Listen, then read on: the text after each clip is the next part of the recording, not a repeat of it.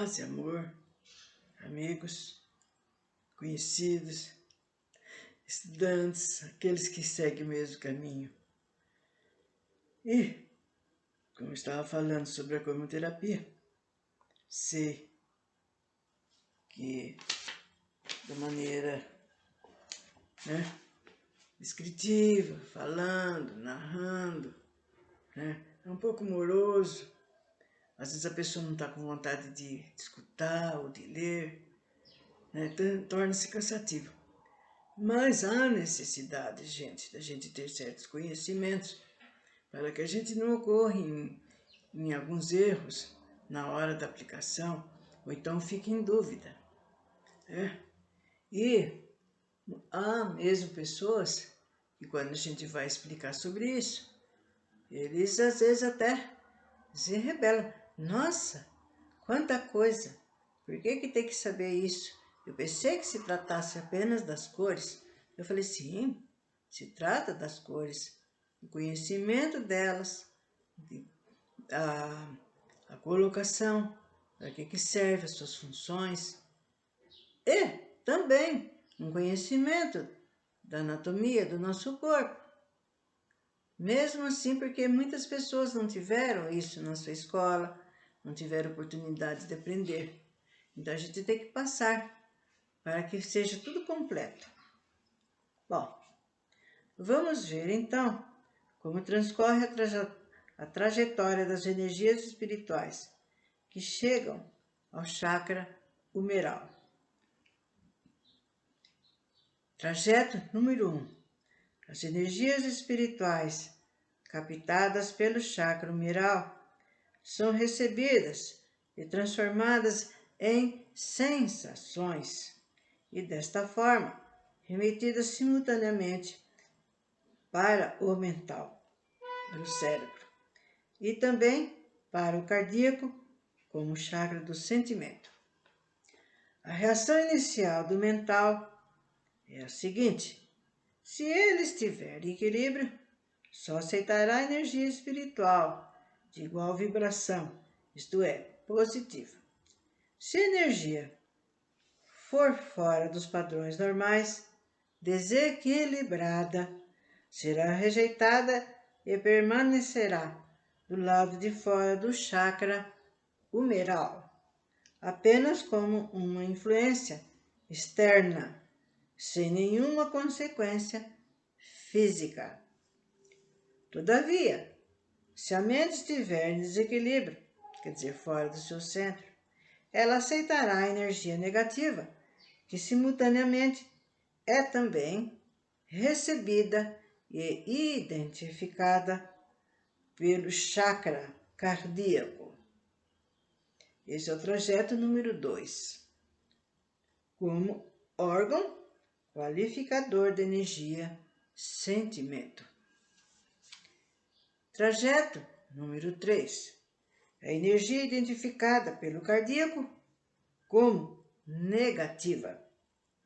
De posse da informação do cardíaco, o mental a codifica, passando a informação para o chakra frontal. Este, então, a direcionará simultaneamente. Então, passaremos, então, para o trajeto número 4. De volta para o cardíaco e para o chakra laríngeo. Assim, o chakra cardíaco dará o curso à energia sentimento, já identificada, e ao mesmo tempo o chakra laríngeo processará a verbalização da energia sentimento. Então, passamos então para o trajeto número 5. A ação conjugada dos chakras frontal, cardíaco e laríngeo atingirá o sistema nervoso, que, aliado ao mental em desequilíbrio, resultará na ativação do chamado processo emocional, produzindo então o fenômeno da ativação orgânica, já no plano da matéria. Neste ponto, apenas para mantermos a continuidade do raciocínio, temos o seguinte quadro.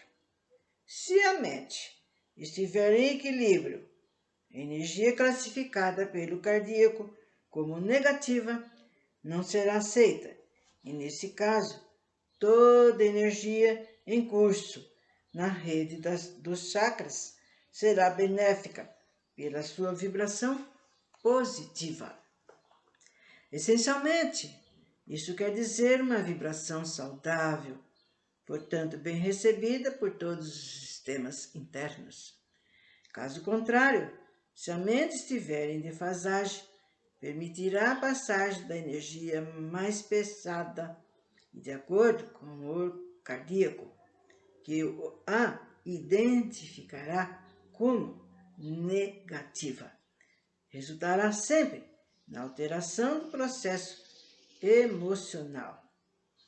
Esses são os trajetos 3, 4 e 5. Assim, estamos tentando explicar o fenômeno dos desequilíbrios energéticos do corpo físico, que na linguagem usual representa o fator doença. Trajeto número 6. As energias vindo do frontal, cardíaco e laríngeo, já classificadas como negativas, após ativar o emocional, continuarão seu percurso, agora com maior força, na direção do chakra esplênico, ligando concomitantemente os chakras umbilical e básico, que é o trajeto número 7. Este último final do trajeto e ponto de resistência do curso energético aqui estudado. No ponto de resistência, o chakra básico, como não pode acontecer seguir adiante, o que então acontece? O que acontece se ele não pode? É uma perguntinha que é feita. Ela irá se acumulando e retornará no mesmo trajeto, que é o trajeto número 8. Aumentar o teor energético negativo inicialmente sobre o chakra umbilical provocará o primeiro distúrbio orgânico no aparelho digestivo. Em seguida, pelo próprio acúmulo sobre o esplênico, chegará de volta ao chakra cardíaco e provocará a segunda alteração orgânica, agora nas atividades do sistema circulatório. Aqui, então, ele explica para a gente a respeito do ponto de resistência. O ponto de resistência. Como ilustração, trazemos o seguinte exemplo. Quando o líquido corre em qualquer direção, ele só vai parar no momento em que encontrar o seu ponto de resistência. É justamente a partir desse seu ponto de resistência que ele começará a crescer. Isto é, de acumular-se para dar vazão à sua força, seguindo adiante ou retornando no mesmo trajeto por onde passou. É como se pegássemos um pequeno recipiente e tentássemos enchê-lo. Qual seria a nossa visão? Primeiro, o líquido percorreria uma trajetória em velocidade até encontrar o seu fundo, seu ponto de resistência. E daí, ele começará a acumular-se e subiria de retorno até seu ponto de entrada. Trata-se de um processo natural dentro dos conceitos da física, porque encontrando um ponto de resistência, a tendência será necessariamente a do retorno. Então, esse pedacinho aqui, o senhor René Nunes, como sempre, ele dá uma explicada para a gente, porque eles, a turma, ele, todos os que estudavam junto com ele, além deles terem, gente, ajuda espiritual, que eles vinham sempre dar o seu as suas maneiras de ser, os seus conhecimentos, as suas vivências. E com isso, cada vez mais eles iam evoluindo. Bom, e como nós aqui também somos leigos, estamos aprendendo agora, é bom. A gente vai lendo, vai tendo novos conhecimentos, vai adquirindo novas noções, né? Bom, e dessa forma, gente, se não for contida a tempo no seu percurso de expansão, né, o retorno, essa energia poderá causar danos irreversíveis. Esta é a razão porque sempre é aconselhada logo no início do tratamento a verificação e ajuste dos chakras, que nada mais é do que a retirada com reposição das energias tão comum nos receituários. Porque as pessoas, gente, conforme elas vão estudando, vão lendo, mas precisa, é cansativo, já fiz ontem. Não, tem que fazer sempre, todas as vezes que for fazer o tratamento, porque de um dia para o outro, o nosso irmãozinho pode ter uma recaída, ou pode ter uma melhora, né? Ou então ficou no mesmo, ficou estacionado, e aí nós temos que tomar providências. Bom, falamos tudo sobre isso, sobre o chakra, sobre o ponto de resistência. Isso daí é só vocês prestarem atenção, palavra por palavra, coisa por coisa, e prestando bem atenção, porque se não prestar bem atenção, a gente dá um nó mesmo na cuca. E vê, nossa, é por aqui, olha o que acontece, olha por que está falando.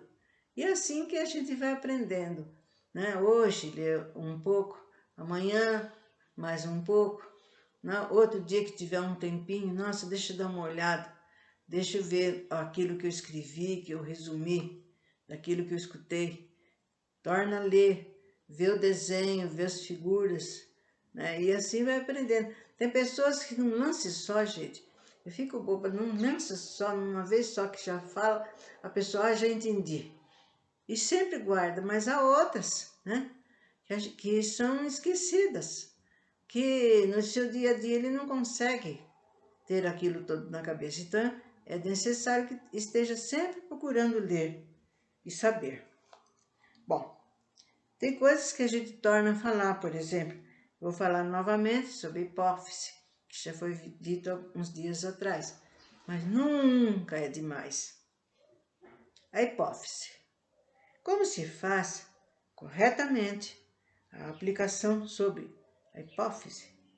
De duas formas, pela parte baixa do encéfalo ou pelo frontal. Através do encéfalo, consegue-se melhor resultado. Pelo frontal também poderá ser obtido um resultado bastante satisfatório, mas irá depender um pouco da mentalização, que deve ser feita antes da projeção mental ou da onda luminosa. Então, estou falando que poderá ser feita pelo nosso frontal, vou pôr aqui, na parte encefálica. Bom, como deve ser feito o trajeto da aplicação que sai da tireoide para a hipófise, que está lá dentro, né? A localização da hipófise,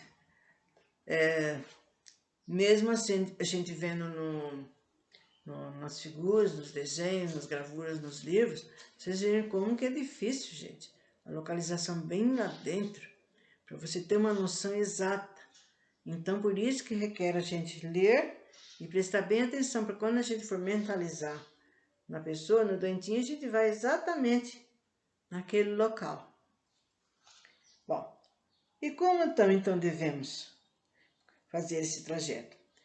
Como sabemos, a base do encéfalo é o melhor ponto para energizar a hipófise. Assim, após a mentalização de ambas as glândulas, deve-se sair com a projeção luminosa da tireoide pela lateral do pescoço, passando por trás da orelha, para chegarmos ao ponto da parte inferior do encéfalo, de onde projetaremos a luz e a mente na direção da hipófise. A aplicação poderá ser feita por qualquer lado do pescoço. Bom, agora, a direção do líquido medular. A aplicação sobre a medula espinal. Quando indicado, por exemplo, mentalização de rosa forte sobre a medula espinal, estamos buscando o fortalecimento das defesas imunológicas contra os processos de origens bacterianos ou viróticos em todos os níveis. Provavelmente, a simplicidade da indicação não nos traduz a sua grande importância no tratamento defensivo. Trata-se, de fato, de uma aplicação que cobra do terapeuta ou do aplicador não só um bom nível de conhecimento, mas, sobretudo, de equilíbrio e consciência de realização. Esta aplicação é a primeira de um conjunto que envolverá as defesas de todo o organismo. Para melhor entendimento, trazemos o seguinte quadro. Estivéssemos fazendo um tratamento relacionado com o processo de origem virótica na corrente sanguínea, onde seja recomendado mentalização de rosa forte na medula espinal, seria necessário, gente, que essa mentalização ou impulso, para ser correta, não fosse feita assim do recomendado, porque a energia projetada poderia cair num outro segmento dentro da própria medula. Como se sabe, o líquido medular, na sua trajetória, vai sendo identificado pelas funções que vai assumindo durante o trajeto que percorre. Assim, ele é raquidiano ao passar pelos nervos raquidianos, em seu segmento pela medula. Ele será, então, medular, quando atinge a determinado ponto, em que irá em direção ao cérebro, justamente para que alimente e lubrifique a parte interna cerebral. Ele é, então, denominado líquor. Vejamos, então, agora, continuando, a direção do líquido medular. Quando se fala em fluxo do líquido medular, sua tendência será sempre de subir, porque a própria palavra já dá sua definição. Então, sua saída será sempre feita através dos nervos raquidianos, na altura da coluna vertebral, com a mesma denominação, perfazendo o percurso da medula espinal, cobrindo a região do cérebro e retornando. Os resíduos serão sempre absorvidos pela rede linfática, que é o verdadeiro depositário. Vejamos agora a ativação da medula espinal. Em todos os processos de anemias, infecções na corrente sanguínea, processos hemorrágicos do aparelho digestivo, temos necessariamente que fortalecer as defesas imunológicas, como já dissemos anteriormente, ativando a medula espinal, principalmente por sua produção de glóbulos brancos e plaquetas. Então, sempre que houver perdas sanguíneas diretas ou indiretas, podemos fazer uso desse importante recurso. É uma aplicação que deverá ser feito através da mentalização, pelas dificuldades na aplicação cromoterápica, com as lâmpadas e pela condução do líquido raquidiano e pela formação medular. A cor pode ser mentalizada, então, a rosa forte. Com essa indicação, estarão também no mesmo tratamento a ativação do baço, veias e artérias esplênicas, o pâncreas, o fígado, a vesícula biliar, a circulação renal e a corrente sanguínea completa.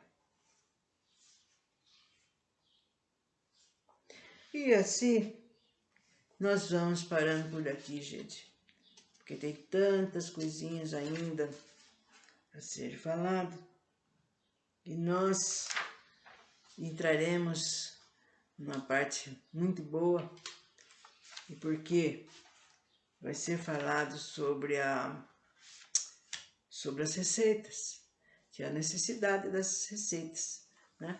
Porque nós estamos estudando, e não é porque nós estamos estudando que nós vamos saber logo, né, de chofre, em aplicação, se a pessoa está com uma pneumonia, ou se ela está com um problema gástrico, uma úlcera, né? Então essas receitas vão ser muito úteis para todos nós, porque quando a gente fizer anamnese no dentinho, então logo a gente já procura, né? Porque vai ser dada dois tipos, né, de receituário, uns com doenças mais comuns e outros com doenças mais difíceis, né, ser tratadas. E todas elas, gente, torno a falar, vocês sigam direitinho, nada de ficar querendo pôr cor que não é para pôr, não demorem nas cores, nem na distância, no tempo. Façam especificamente o que for falado e necessário, porque assim você obterá bons resultados. Agora, há pessoas que ela lê, vê, estuda, e às vezes tem pessoas assim, e se eu fizer assim? E se eu colocar isso? Eu falei, não tem um estudo que a gente está seguindo, do Sr. René Nunes? Então é a ele que nós devemos obedecer, é a ele que nós devemos seguir, porque foram anos, gente, de estudos que eles tiveram a esse respeito. E agora, graças a ele e graças a outros que estudaram, graças à parte espiritual, a gente agora pode ter esses conhecimentos, né? É lógico que nós não vamos ter esses conhecimentos de uma hora para outra, em 5 minutos. Nada se faz correndo, voando, né? Então, um dia a gente lê uma parte, outro dia outra. Em primeiro lugar, a gente tem que saber direitinho as funções das cores, né? E também tem, né, o roteiro para quando é para criança pequena, para quando é para adulto, para quando são as gestantes, e por aí vai. É só seguir o que for falado. Então, até outra ocasião.